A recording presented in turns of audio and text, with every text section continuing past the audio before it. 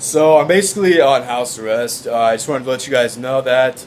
Uh, you probably haven't seen me in a while.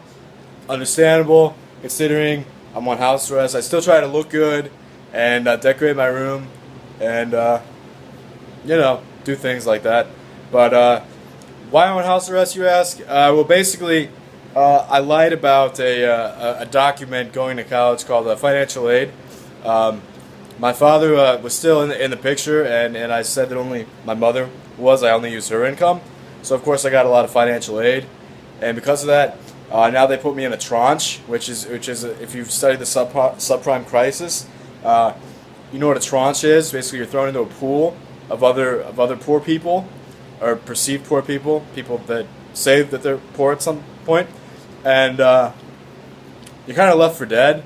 And basically, people with a little bit of money, not very much, they like bet money on you. So it's kind of like a new stock market. Which, by the way, if you've been to Chicago, which by the way, I'm on a train right now, on the way to Vienna, Australia.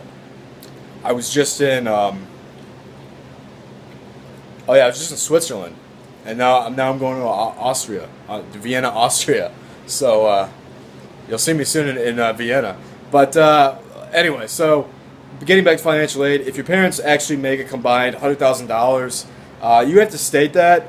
Don't state anything less, because it will come back to get you, because then they'll think you're poor. And if they think you're poor and you can't pay on those loans, defaulting is not just defaulting. It's like basically like killing yourself. So it's not healthy. Don't do it ever. State your both parents' income, and definitely. I'm having a great time on this train to Austria, and another fun fact is I have blue eyes, but this camera won't show that. Weird. But yeah, no. What else? Yeah, tranche is really interesting. So watch the movie A Big Short. If you don't watch the movie A Big Short, The Big Short, I can't tell you much about tranches, but it's interesting. And what else can I say? Tranches, very bad. Don't try to go to a tranche.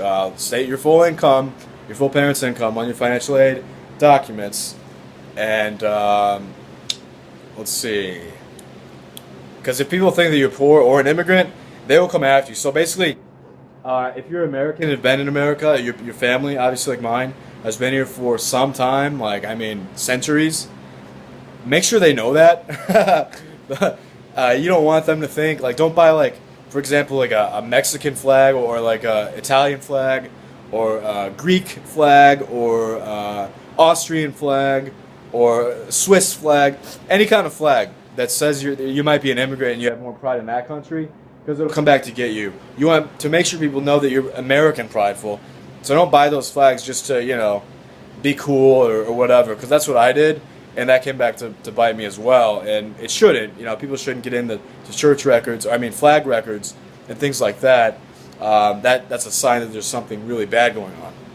So somebody asked me on the train, just down a few carts. He goes, "So do you know about the things going on in Europe right now?" Since I'm in Europe, and I said, yeah, no, it seems like I've seen it all before. And he goes, "What you mean?" And I said, "Well, it seems a lot like a World War II story in Europe right now." And he was very. He didn't know what to say. He was like, "Well, what do you think about our president, Angela Merkel?" I said, "Who?"